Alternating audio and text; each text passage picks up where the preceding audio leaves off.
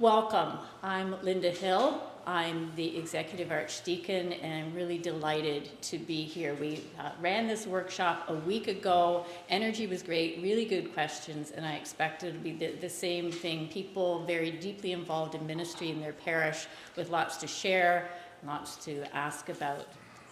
Last October, our synod gave a strong mandate for our diocese to increase training for parish leaders. That was quite clear, quite overwhelming. And so since then, diocesan staff, clergy, and layfolk have been designing a collection of resources that we've decided to call the Learning Commons. So there's all kinds of things involved, including an in-person workshop like today.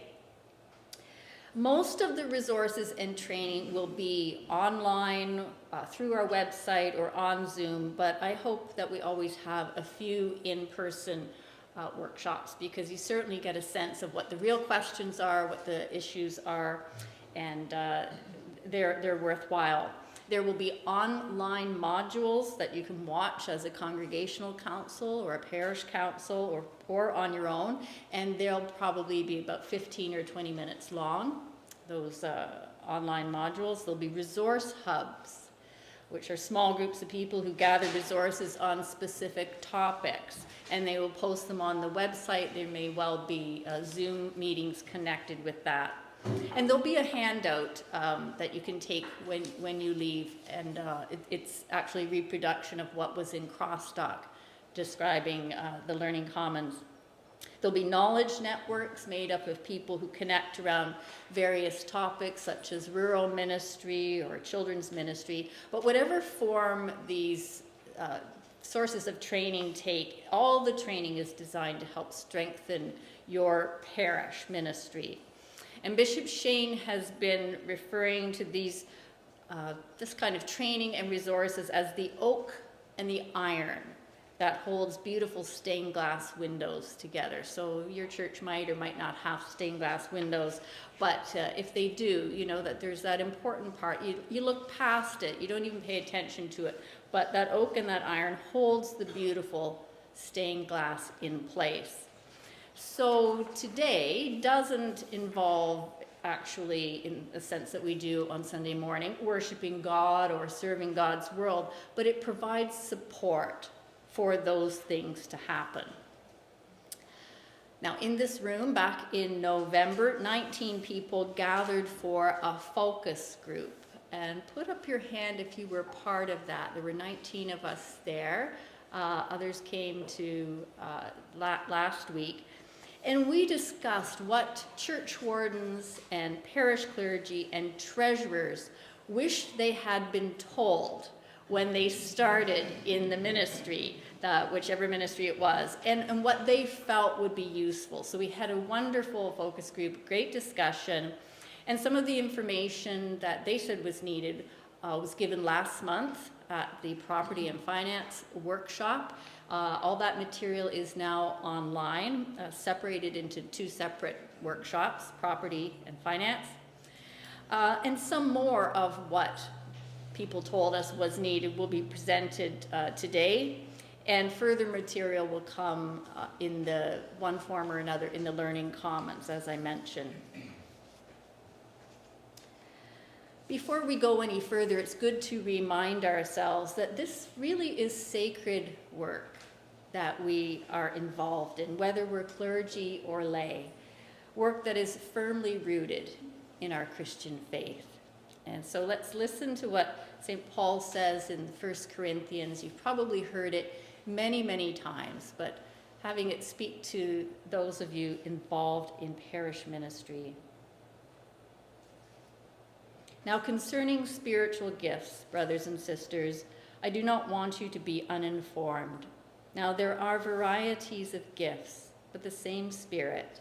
And there are varieties of services, but the same Lord.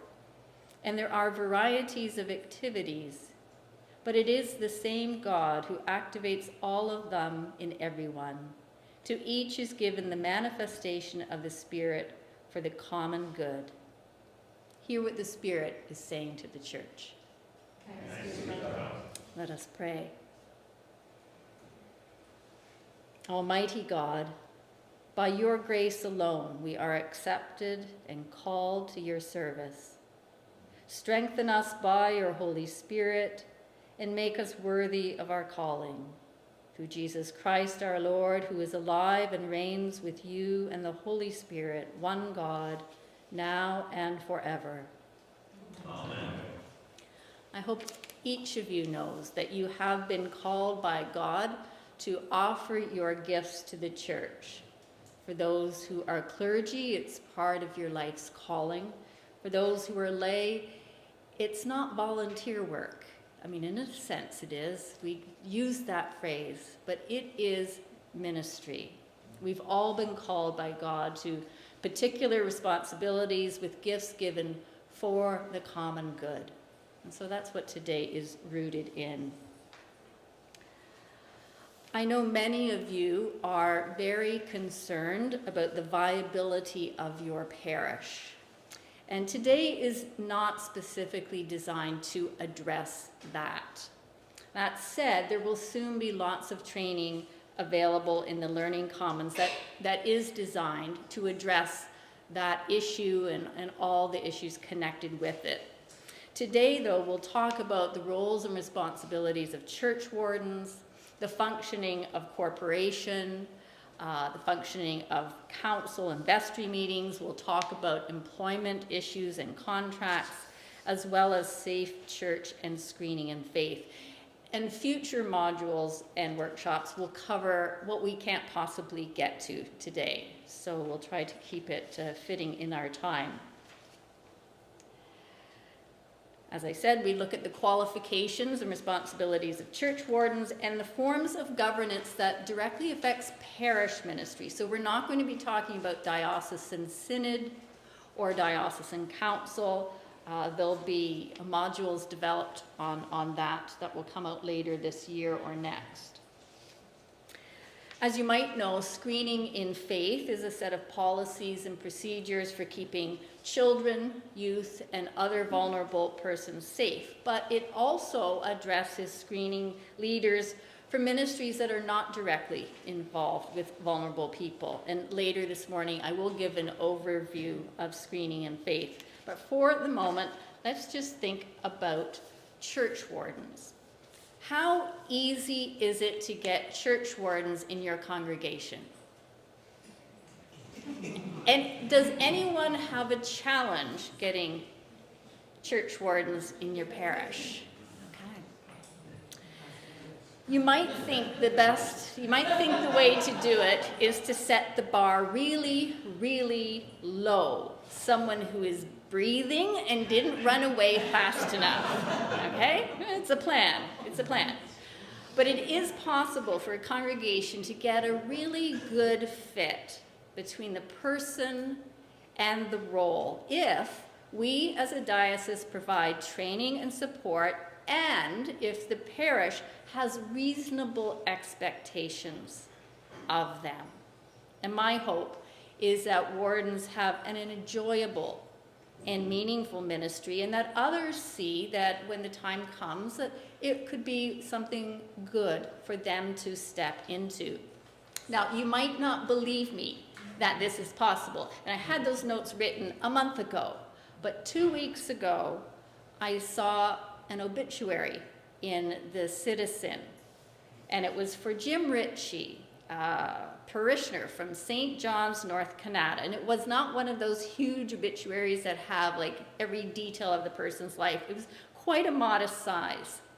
So I thought it was significant that the last thing it said before giving the details of the visitation and church funeral was this: Jim cherished his tenure as people's warden in his church.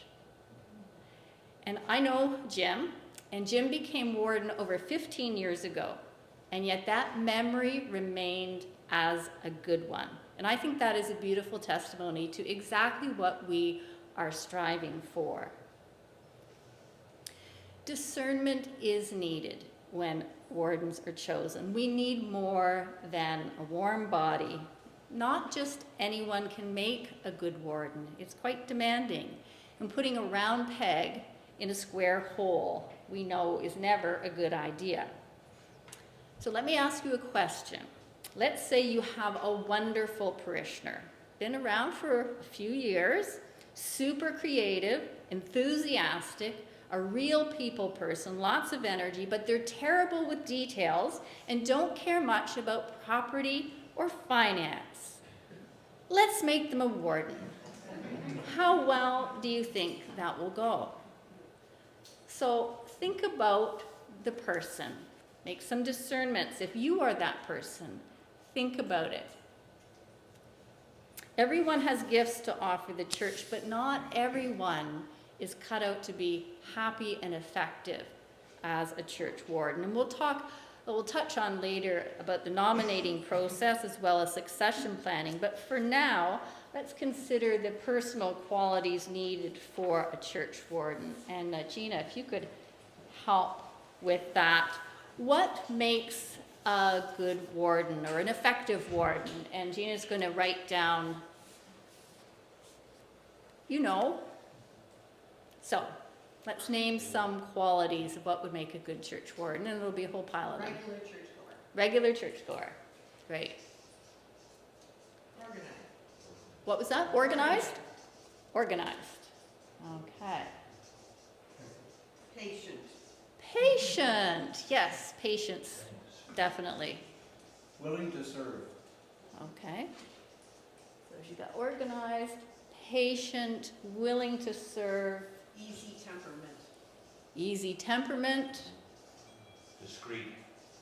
Discreet. Thank you. Really important. A good listener. Okay. Discreet, a good listener, and good communicator. We'll give Gina a moment to catch up there.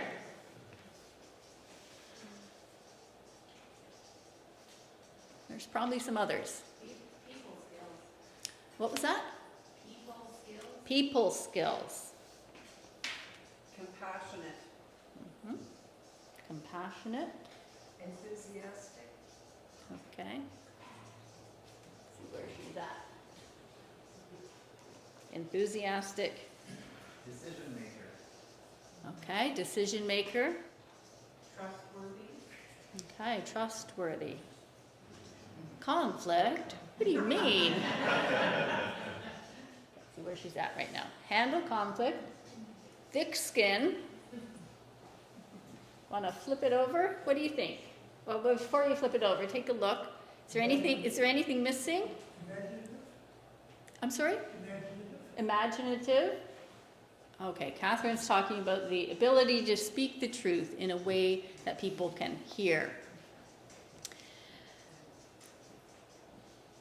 Our CBRs indicate a few other things, and as well as our policies. Baptized, a regular and frequent communicant, which I think connects with Jane's idea of being a regular churchgoer. Well known to the congregation. You might just simply take that for granted, but that is important to say. They need to be well known. Respect for the incumbent and the other church warden, because it's going to be a team. So again, you might take that for granted. Rob talked about being discreet, and that's really important. Being able to maintain confidentiality is very important, whether it's about employment matters or financial donations or anything else that's sensitive. They need to be willing to get a police record check. Most parishes require access to computer and comfort with Zoom, so those would be things to think about. They definitely need to be willing to deal with property, finance, and sensitive matters. Not everybody is. And willing to be trained when necessary. There may be things that they simply don't know, but if they're willing to learn. The other thing, it didn't get mentioned last week either, but sense of humor. At our focus group, someone said that. We seem to really resonate with that. There's no right answer to this. Does your parish limit how long someone can serve as a church warden? Just put up your hand and tell me. Catherine? Yes? 3-year progression. 3 years? Okay. Any other parish have a limit? a limit of 4 years, 2 of them as deputy. There used to be one, but no longer the case because there isn't enough. Okay, sort of forever. Okay, all right. Anyone else have a parish that with limits? Okay, all right. Having deputy wardens can be a good thing. There could be training, familiarity with what is involved, but having deputy wardens doesn't necessarily solve the problem of succession. Some deputy wardens would prefer to stay as deputy wardens. They are willing to support, willing to work hard, but they don't really relish being responsible. And so that's something to think about. So just having a deputy can be a good thing, but it doesn't necessarily solve it all. And it might be better to train a brand new person than wearing the deputies out by saying, well, actually, you have to do this for 4 years or 5 years. And so parishes have the freedom. Well, it might not feel like freedom, but there aren't any rules about having deputies or not having them, or how long people can serve, or what have you. Transition between wardens, when there is a new person coming in, it's important that the other wardens step down. Hand in the keys, hand in the records. Learn to be quiet and support the other warden, because perhaps things will be done a little differently. There may be things that you're not really happy about, but to be quiet around that and be as supportive as you possibly can be. There need to be 2 wardens in every congregation, and if you can't find one, and that does strike home to those who are worried about viability, it really should set off some alarm bells about the future of the congregation or the parish. You might be, perhaps, looking at just changing how your parish council operates, which we'll talk about in a little while, or it might be something significant. And there's a guiding major change document that your incumbent has access to and can work with the congregation on, which could include inviting the bishop in for conversations. But sometimes it's just a matter of getting out of a pattern of Churchwardens ministry that hasn't been healthy and therefore hasn't been attracting people or hasn't been appealing. So there are different things we'll talk about this morning. Wardens share the ministry. Normally one is appointed and the other elected at vestry. And officially there are no churchwardens' duties that vary, like rector's wardens versus people's wardens' duties. Some parishes do have a custom that the rector's warden always does X, Y, and Z. And if it works, that's wonderful. Sometimes it doesn't work because a person doesn't have the affinity for those particular tasks. So in that case, feel free as a parish to just have the church wardens share the duties as seem best to them. Our diocesan chancellor, Henry Schultz, he made a compilation from the bylaws and the regulations about addressing the responsibilities of church wardens. So I encourage you to look at this when you go home. Some parishes like to have a position description, and that's always encouraged. I have it rooted in this rather than strictly parish custom. Obviously, some of these things don't come up all that often, but what I have on the screen are the main ones related to property, and those things are quite obvious. Finances.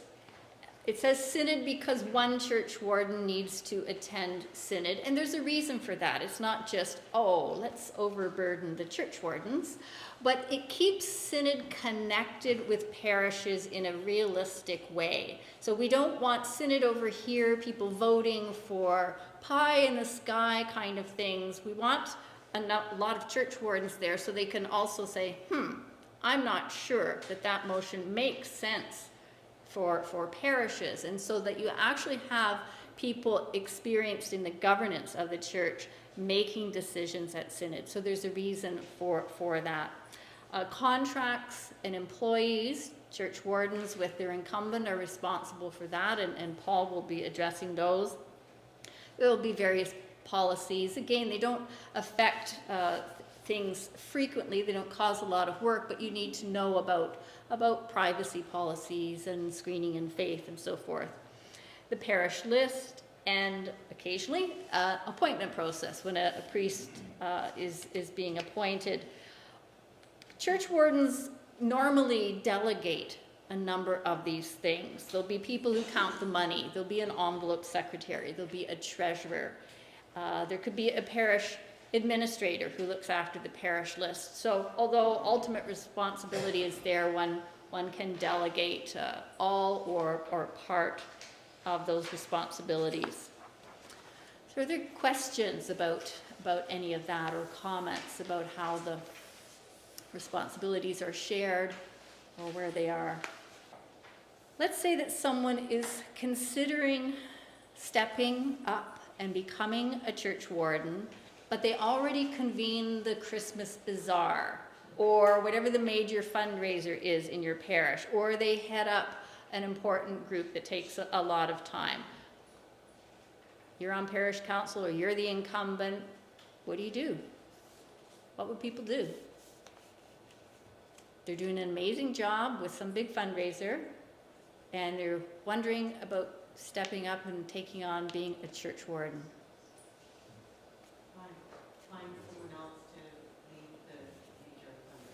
Find someone else to lead the major fundraiser. Would we imagine that we would just kind of give them the impression that they should keep doing it all? Yeah. Has that ever happened? Yeah. And that's a problem. That's a problem. And so it's not always your parish viability that makes it difficult to get churchwardens, but our patterns of behavior as a parish, where our expectations become unreasonable of churchwardens, so that they're expected to do everything they've been doing plus more, or a person who's stepping into the job. Boundaries are healthy, and they can encourage normal transitions in the future.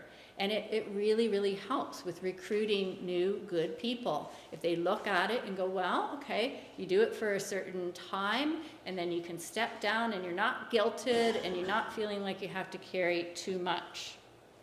So we'll talk about that again when we get to parish council.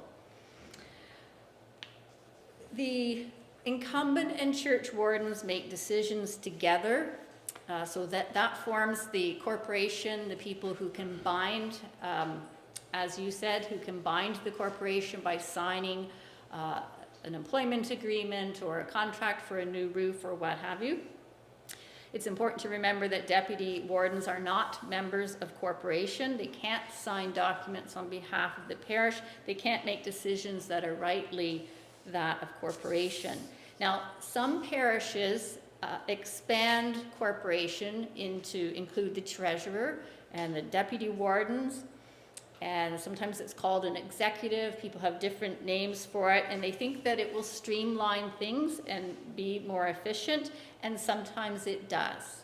And the CBRs, they're silent on this. They don't say it can't happen, but I would want to caution you, because at times it can undermine the authority of parish council or congregational councils, and that is a problem. There can be a long-term cost to that, because as Charles pointed out, you need experienced people as churchwardens, and it's from council that you will get that. So you want a strong council. You want to do everything you can to nurture the gifts and the skills of people who are council members, help them see what's involved in things.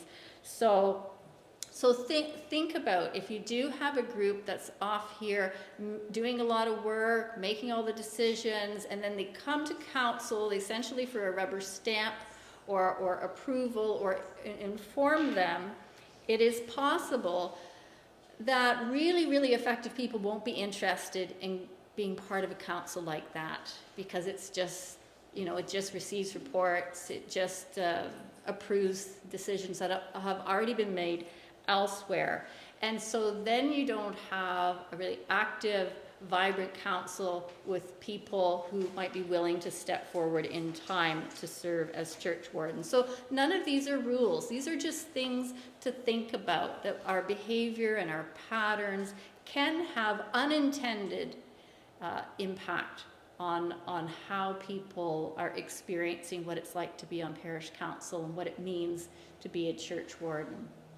Yeah, any thoughts about any of that? Yes. Two questions, so I go back a tiny bit. In terms of contracts, you said only wardens can sign. Are you referring to only employment contracts or contracts for rentals and things like that? Anything to do with property or finance, yeah. Yeah, so, Can that be can the rental contracts be delegated to the admin? no, Okay. no.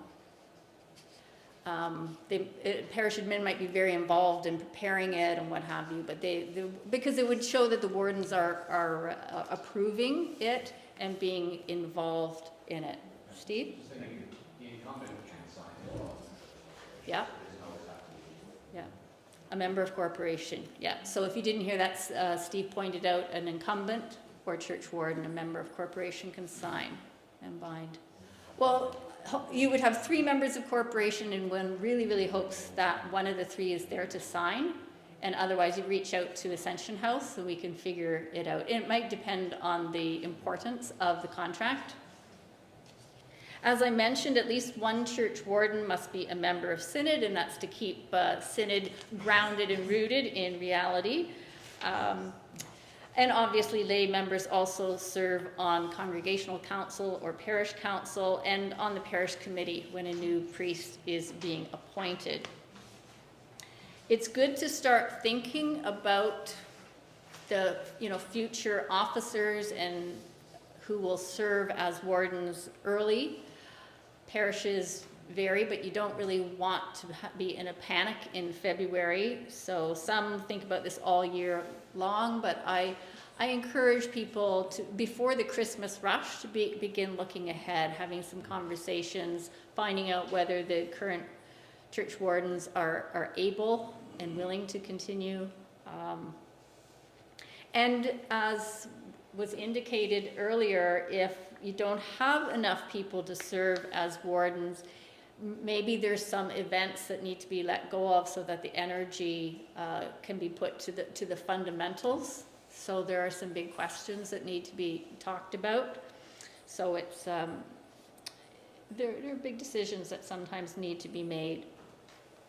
Membership of council is covered in Regulation 5.02. So if you wanted to look that up, but essentially all the people that you would expect.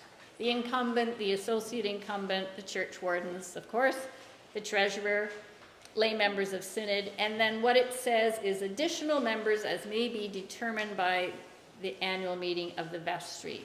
So parishes do have the freedom. You don't want an enormous council, but the parish can decide, can also elect a lay alternate member of vestry. What I would say is make sure that vestry elects people who care about the well-being of the whole parish, rather than being a representative of one little group that really has their loyalty. I think there used to be a time in the 70s and 80s where you had a rep from this group and a rep from this group and a rep from this group, and really all they cared about was their one ministry. And that's, time has shown that's not a wise thing to do. You want council members to work together and really care about the well-being of the whole, either the parish or congregation, depending on the council. Yes, and Canon Steve, as clerical secretary of Synod, rightly stresses that it's important to know that you are not a lay rep. We use that term, that you're representing your parish or your congregation, but you're not. You become a member of Synod, and so when Synod begins, you listen to everything, hopefully you read what you're supposed to read, you take part in the conversations, and then you make a decision, according to your own conscience and how you feel the Spirit leading, so that you are the member rather than a rep. So thank you for that, Steve. Mm-hmm. I just wanted to say, When it comes to chairing council, whether parish or congregational, practices vary. And it'd be interesting to know what happens in your parishes. The chair could be the incumbent, it could be the associate incumbent, it could be a church warden, it could be another member of council. And I'm just interested to hear, you put up your hand and we'll find out here who chairs parish council. People's Warden. People's warden? We have 2 co-chairs from each of our language groups. Okay, co-chair from their language group, and they would be members of the council. Yeah, they're not wardens or. Okay. Sometimes incumbent, sometimes another member of council. Okay. It's probably a practice. I mean, officially it says that at the first meeting after vestry, a chair is elected. So it varies. Any others? You must have chairs. Speak. I'm sorry? The incumbent chairs? Incumbent chairs? Okay. All right. So you see that it varies, and sometimes the incumbent doesn't chair the meeting but might prepare the agenda or help prepare the agenda. That was my practice when I was incumbent, and I had 4 categories for the agenda: worship, stewardship, making disciples, and serving others. And so whatever items were at hand, we put them in one of the 4 categories allocated there. And it was a way to remind myself and members of council that it wasn't a business meeting, it was really our parish ministry as a whole, integral part of it. And I did not present a rector's report. Anything that I wanted to report on went under one of those 4 categories. So there's different ways of engaging as an incumbent. If you don't happen to chair, you might have input or do the agenda. Can you repeat the 4 categories? Sure. Worship, stewardship, making disciples, and serving others. And you may have a different mission statement, and you may have other categories that make sense to you. So it's just something to consider. Who here is part of a parish with more than 1 congregation? Please put up your hand. Okay, so almost about half. I will not ask, because I don't want to embarrass anyone, how many have a central parish committee that meets 4 times a year, and each congregation brings 4 times a year a financial statement? I'm not asking the question, okay? But some honestly have put their hands up, so that's great. It is required of all parishes with more than 1 congregation. In general, I can say that the committee, and this is chaired by the incumbent for obvious reasons, because if you've got 4 parishes, you need the one person who's connected with them all.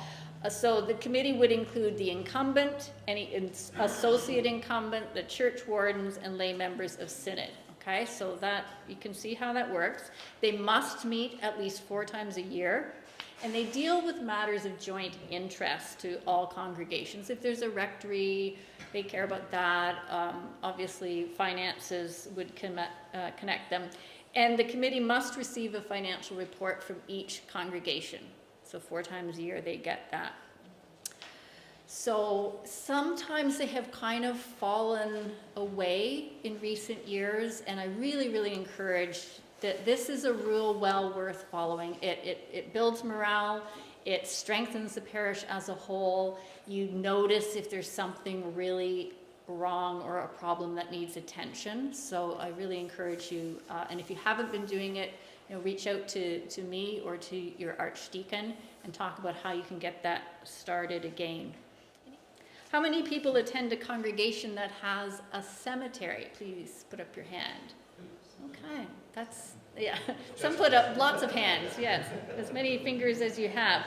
These are very, very important ministries, and those involved in their care know how meaningful it is for families to know that there's a carefully tended place for their loved ones once they've died. And cemeteries can be a very important part of the community outside the parish as well.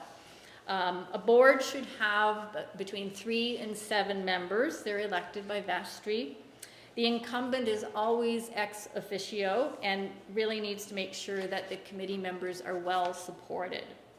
And if there isn't a committee for any reason, the incumbent and the churchwardens serve as the committee. The rules changed about 2 years ago to allow a community member, someone outside an Anglican parish, to participate, and that was to help strengthen those tiny little rural cemeteries that maybe had someone who cared very much about it, but they didn't go to church and they weren't Anglican, so that we recognize the value of what they bring.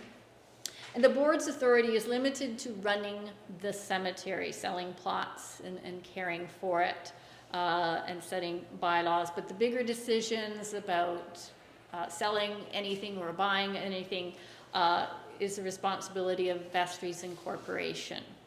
Now further training, I won't be saying much more than that this morning, because further training in the Learning Commons will come soon, later this year, about cemeteries.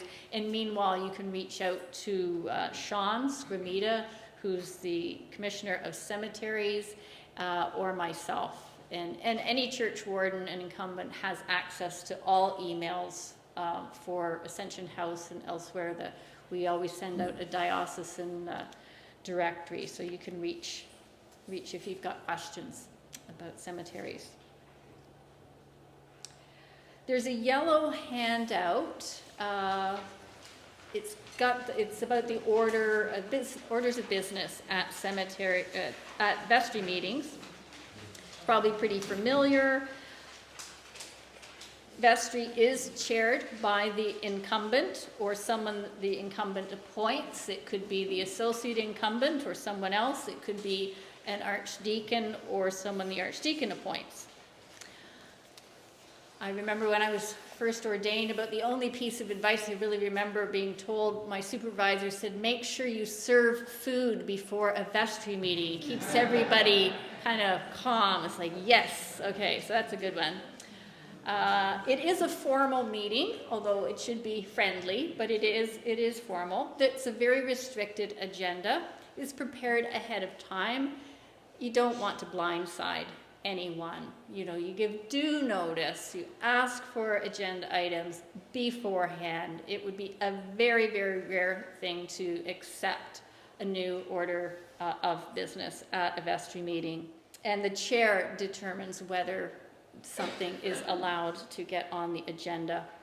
I prepare like in a sense, a master agenda written ahead of time with, so-and-so is going to thank so-and-so for the lunch and everything, and if it doesn't happen, that's fine, but you've at least been reminded about those things.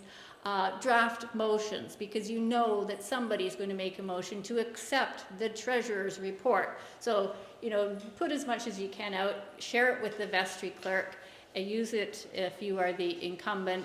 And if it doesn't happen exactly that way, it's still a wonderful, wonderful guide to chairing the meeting and preparing the minutes. One thing that you might notice in that regulation is the incumbent's report is not about what happened the previous year, which I think is really interesting. At some point, I read that and went, oh, that's not what I've been doing. I've been reporting about the last year. But it's specifically to report upon conditions, progress, and needs of the parish. And that began to change my focus. So I think those of you who are incumbents might want to take that in and reflect on how your report could address those things. Bylaw 5.02 worded it slightly different. Report on the state of the church in the parish and such other matters as he or she considers advisable. So it's more like a sit report.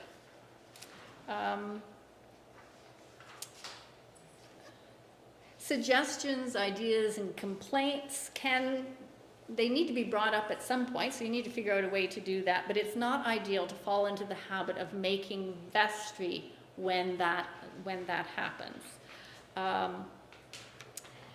Any thoughts or questions, input about vestries? It's a big topic. Other input about vestries? So he was commenting on the report that is prepared ahead of time. It can be overwhelmingly large, and asked if there was guidance on the preparation of that. Our rules are silent on it. It doesn't compel you to do anything beyond the preparation of those specific reports, financial, from the Churchwardens, from the incumbent. So a parish might want to stop and take a look and see what things are required. Now that we have Dropbox and other ways of making certain files available, maybe that can be looked at. That's a big document. So if you didn't hear, she was wondering whether all the written reports need to be ready 2 weeks ahead of time. No, it's not canonically required. What one doesn't want to do is have people come to vestry with a lot of material and receive it that day and be expected to intelligently vote on it. So that's one last thing I would say. It is imperative that you send in the forms saying who are the wardens and lay members within 10 days of vestry. Okay, the financial numbers have a longer deadline, end of March, but that information is really, really important. And we have a man standing at the back of the church right now who really believes this, and I really wish that had been done by all congregations, because there are some still outstanding. Here we are in May, and they haven't told us who the Churchwardens are or lay members. So that is imperative, and it's on you as incumbent or a Churchwarden to make sure that form gets in. Okay, I think I'm preaching to the choir here. So information meetings, as was pointed out, now these are not part of our official governance structure, but they can be very, very helpful. Sometimes it's important to hold them as a matter of course prior to the annual vestry meeting. If you have a very big parish, very complicated financial statements perhaps coming forward, and you want people to understand things, well, maybe they'll be done on occasion when they're, a new roof is being put on it, and you've got a lot of information that's being brought to the decision makers, and there could be questions. Or maybe it's a new ministry that's being considered. You don't want to force people to make a decision when they first hear about it. So you have an information meeting where no decisions can be made. They just present information from the parish leaders to the people, and questions are asked. And you want people to ask questions, and you process things, socialize ideas. So they're really, really useful. Has anyone ever done that in their parish, held an information meeting? So not too many. I would really, really encourage you to do that if there are times when you think it would be helpful when the actual vestry, annual or special vestry, can be useful. These can only be called for a specific reason. The rule says that notice shall state precisely the purpose for which the meeting is called, and no other business shall be dealt with at that meeting. And that's really, really important, because you want to build up trust. You want to build up trust within your congregation or parish that you will do what you say.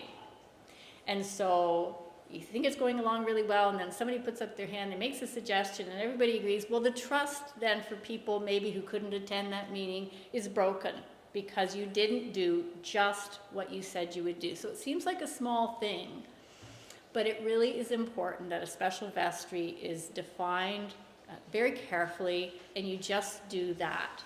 If there are other ideas and other things to talk about, maybe business that wasn't covered elsewhere, hold another meeting, but it's really important. Due notice is given. If for whatever reason something's gone wrong and you need it to be shortened, maybe a week, you need special permission from your archdeacon in order to do that. But it's really not a good idea. People need notice. They don't want to be blindsided about something important that's coming to a special vestry. And again, as I said before, you might want to hold an information meeting prior. Any comments or questions about special vestries? Here's another one that's not part of our governance structure, but I've come to really, really find they're important. Could be every year, 2 weeks after the Christmas bazaar or the ham supper or what have you. Then people know that if they've got an idea, a good idea, or something that they tried did not work and everybody realized it didn't work, there's a time where these things can be talked about. And of course you make it positive so that it's also an opportunity to really thank those who are working with you on some kind of an event. And it normalizes talking about what worked and what didn't work. So then you're not receiving emails or complaints or what have you. You know there's a time where it's normal to say some things worked really well, some things needed tweaking, or boy, that really was not good, we won't do that again. And it's really good to normalize these things.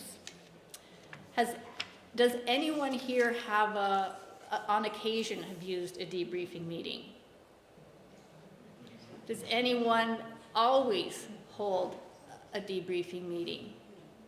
It's just something to consider. I'm not going to say too much here. I bet there's a lot of experience here from people in their work life who run wonderful meetings. And if you are a great leader, church meetings might drive you around the bend, and all the things that you bring to the meeting doesn't get used. So there are a range of resources that can improve the quality of meetings, and I encourage you to use them. What would you suggest? What might improve a church meeting? Start on time and limit the length of the meeting. Start on time, limit the length of the meeting. Follow the agenda. Follow the agenda. State what will not be discussed Oh, prior to the meeting. state what not will be discussed. Okay. Can you say a little more about that? Okay, so if you didn't hear that, he's talking about saying that noting when certain things will not be on the agenda and won't be discussed, but they will be discussed at another time. Okay, fair enough. Someone else, yes? She suggests assigning times for certain topics to be discussed, being flexible, but making sure that something doesn't take too long and then you run out of time. Is that right? Okay. Yes? At the back there? Okay. So I think two things are being said there, setting some ground rules, but also she touched on the fact that some people dominate. So that's a challenge, and you need to talk about that with the chair. Maybe the chair isn't strong. There could be all kinds of reasons, but it's good to name when there's a problem and find a way around it. There's somebody else there, Mark? He said circulate documents ahead of time and make it clear that they do need to be read ahead of time so people come to the meeting prepared. Yeah, that sounds great here. Okay, we'll have one more and then we need to move on. So he was talking about making clear ahead of time what kind of rules that you're going to follow in terms of making decisions, so that everybody's clear. One last one? Yes. Okay, that's good. Talking about how an opening prayer can set the tone for things and that the closing prayer can end positively and that the leaders find that helpful. Okay, that's good. So certainly don't blindside people. As Mark said, make sure people are well prepared ahead of time. Definitely give people heads up about a topic or proposals. And connected to that, if it's an important decision, don't rush it. I mean, sometimes we're accused of never making decisions and nothing ever changes, but sometimes we make important decisions too quickly. And finding a good way to organize the agenda, however that might be. I gave my example of how I do it, but there could be other ways as well. Minute taking, there's a purple handout. That's the heavier, darker purple. Take a look at that. We need to balance confidentiality and privacy on the one hand so that a council can actually talk honestly, and then transparency about decisions. And so what I think these days we need to move away from the old way of saying, and George had the idea, blah, blah, blah, and Sheila made the suggestion that, blah, blah, blah. Like don't do that, because especially if these are ever going to be posted on the website, you need that privacy so people can talk and share, but not have their name out there for all eternity, you know, and that really goes for vestry meetings as well. You could perhaps list suggestions made or questions asked, not attributed to who, because frankly it doesn't matter. Do record first and last names. That's often missed, so we receive minutes and you just don't know who was there because it's just first names only. Keep it relatively short. If somebody is giving a report and they want their 20-minute report to be recorded in the minutes, they need to prepare something written. It is not fair to ask for a secretary to write down everything that you said. Okay, so that's just trying to be practical. So you record decisions and then perhaps the general context. You know, you record very clearly what council decided, but you may say concerns around finances and this and that. You could give a general context, but you don't need to give the verbatim of the whole discussion. And the vestry minutes and the council minutes go to the archives at the end of the year. Well, vestry comes in every year with your annual parish forms. You might wait a couple of years before you bring in the parish minutes, and you don't take corporation minutes. Any questions about minute taking? One? Okay. The question was, how often do you need a motion for a decision? Lots and lots of decisions can just be made by consensus. Everybody says, yes, we're going to serve, ham at that supper. But if it is something that's going to come to property and finance, or it's going to go outside, maybe it's going to go to vestry that you've recommended this budget be passed, you'd want a mover and a seconder, and you'd want the motion written out. If it was something, property, big ones, you would want it written down. But if it's just like making a decision about $200 will be given to Yeah. this organization. You don't need a motion for that, unless your parish, that's really important, and those are your rules, but it's certainly not required by our diocese. Yeah. So the question, in case you can't hear, Charles was wondering about me saying that you didn't need to have minutes for corporation meetings. Yeah. So, a parish might well decide to have minutes, but again, just keep in mind the confidentiality and privacy versus the transparency about decisions. Now, an exception might be if corporation formally asks the parish council to, review these 3 quotes or something like that. But you're free to do in your parish, what fits, what makes sense to you. The Property and Finance Committee, if your council is sending something to Property and Finance Committee, it needs to be in the form of a formal motion. Yeah. Email. Has anyone here ever received a tense email? Let's just call them tense. Anybody? Related to church life. Someone's disappointed. Someone is hurt. Someone says they're confused. Nobody? Oh, okay.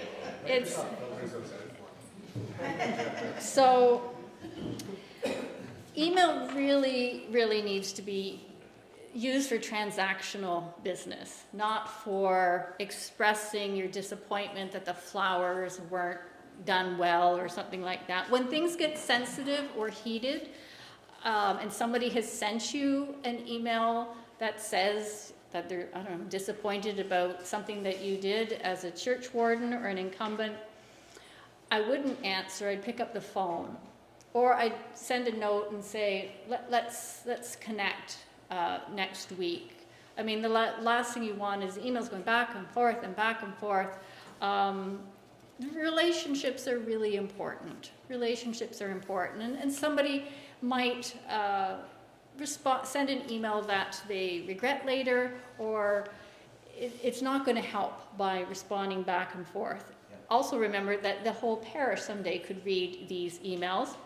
Now, an exception would be if someone is extremely hostile, you would need to save those because it might end up in the bishop's office at some point. If someone is harassing you or somebody is acting inappropriately, you really need to take that seriously. But hopefully that never happens.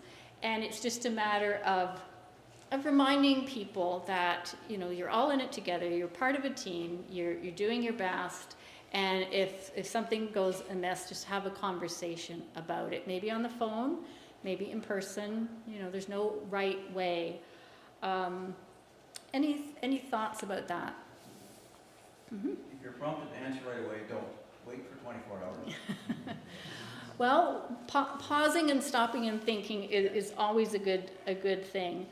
Last week, someone made the point that church wardens shouldn't share an email. Like often spouses share an email, and I had not thought of that before. So I think that's a very good idea. If you become a church warden, there might be sensitive things you're dealing with. You need your own email address, and if you don't have one, maybe the church can give you one, but that keeps that confidentiality.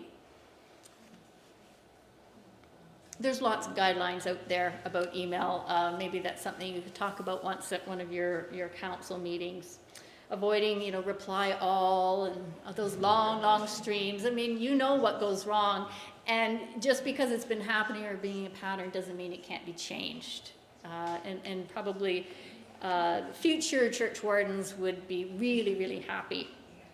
Related to this is, it used to be the norm, absolutely, across the board, you'd have a paper copy of your Sunday bulletin, and on it would be the names of the church wardens and their phone numbers.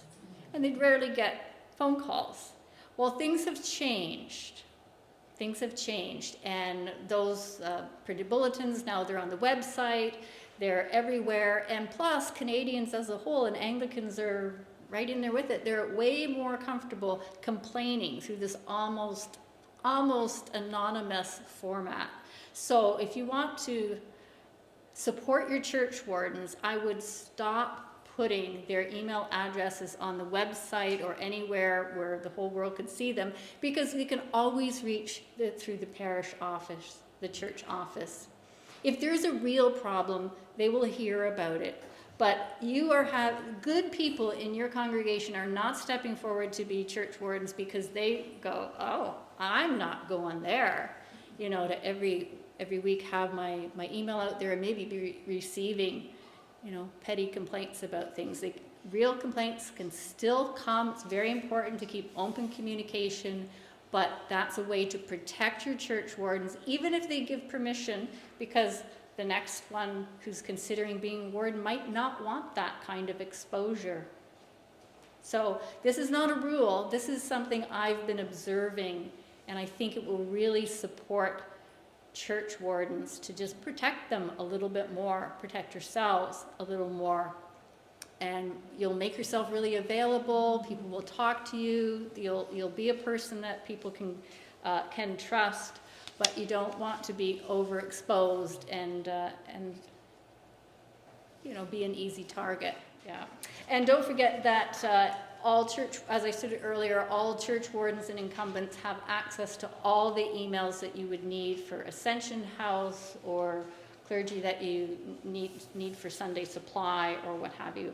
And the last thing I would say, if you're going to put the name of the incumbent on the church bulletin or screen, put the names of the church wardens as well. Really honor the work that they do. They along with the incumbent are the corporation, and they need to be named if they're willing. The question was a list of responsibilities for wardens. Is there a similar one for parish councils? I would connect it with the vestry report, because council is vestry between, so property, finance, things affecting the well-being of the parish, so that would include new ministries. My 4 categories was trying to do that: worship, stewardship meaning, of course, stewardship in its broadest sense.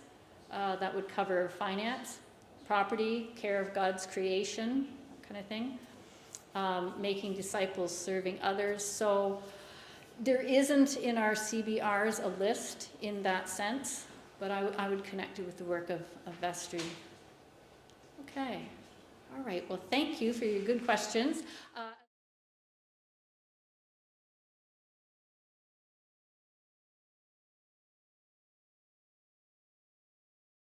Okay, Safe Church.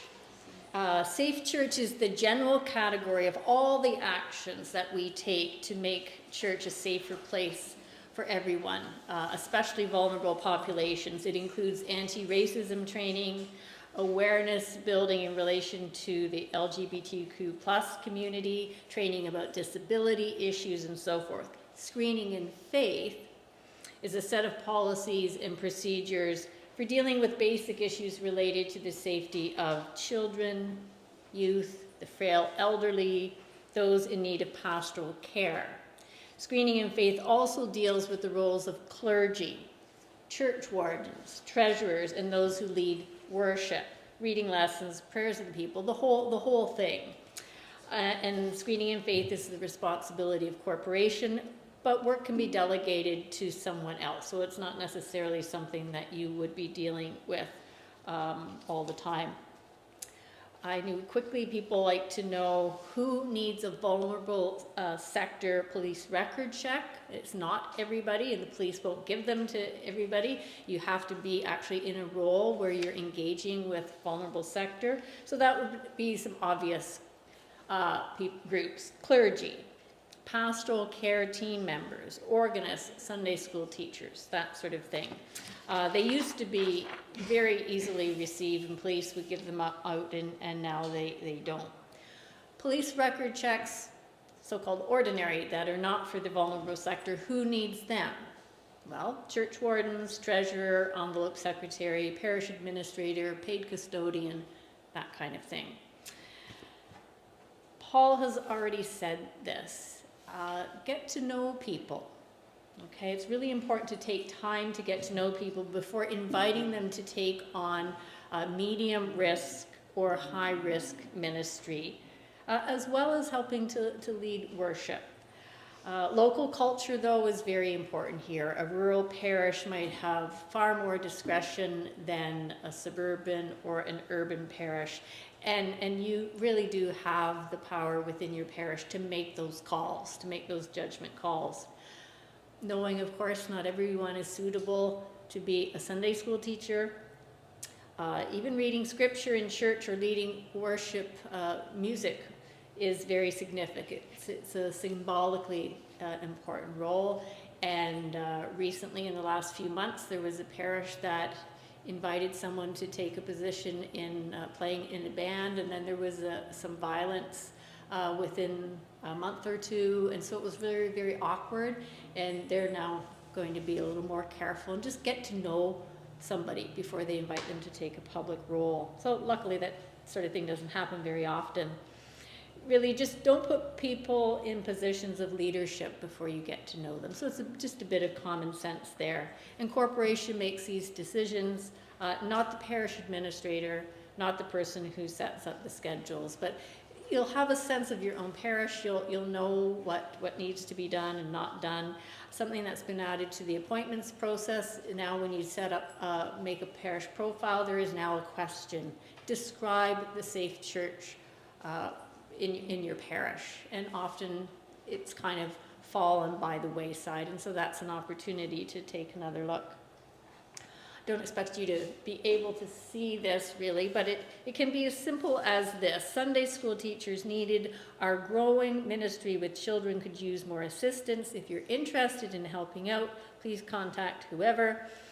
All Sunday school teachers and assistants must be screened according to St. John's or St. Swithin's Screening in Faith program, which includes a police record check. So it doesn't say what the specifics are except for the police record check, but the screening might well be you need to be known to the congregation, don't show bullying behavior at coffee time. I mean, who knows what? It's up to you. You decide what the screening is going to be. But there's very simple, straightforward ways to put out there. And so I just offer that as a suggestion. That's shorter than 6 minutes, I think. Paul and I have revised very recently all the Screening in Faith documents. You can hand them out, I think. They're all online. They're really, really useful. What I suggest when you look at each document, if you go down to the bottom, there's a button you can click to download the PDF, and that is a much better form if you want to print them off. And I think there's about 6. I think they're very, very useful. And that would give you pretty much all that you need. What Paul is doing is he's handing out an evaluation form. Paul's PowerPoint slides will be on the website very soon, and they'll be formatted so you can use them in a council meeting if you like. We also have a finance presentation online already, and the property one, as I said, the screening and faith material is all there. Encourage you to use any of them for your council training. You've probably noticed that this presentation has been taped, and David, thanks to my husband David there, he's going to edit it, so it won't just be you have to sit, you know, and watch the whole thing, but he'll edit it short into 2 separate presentations. And there'll also be an online module later this year about governance, and apparently it's going to be about 20 minutes long. So that, I think, will cover more diocesan synod and diocesan council, that kind of thing. Really do need your feedback, so please take a few minutes to fill out. There's only 3 questions there. I really appreciate it, and just leave them face down on the table or maybe on your chair, and I'll be sure to collect them. Thank you for your time and attention, especially thank you for your questions. Paul had lots of questions, and you'll probably have others after, which you can ask us after today.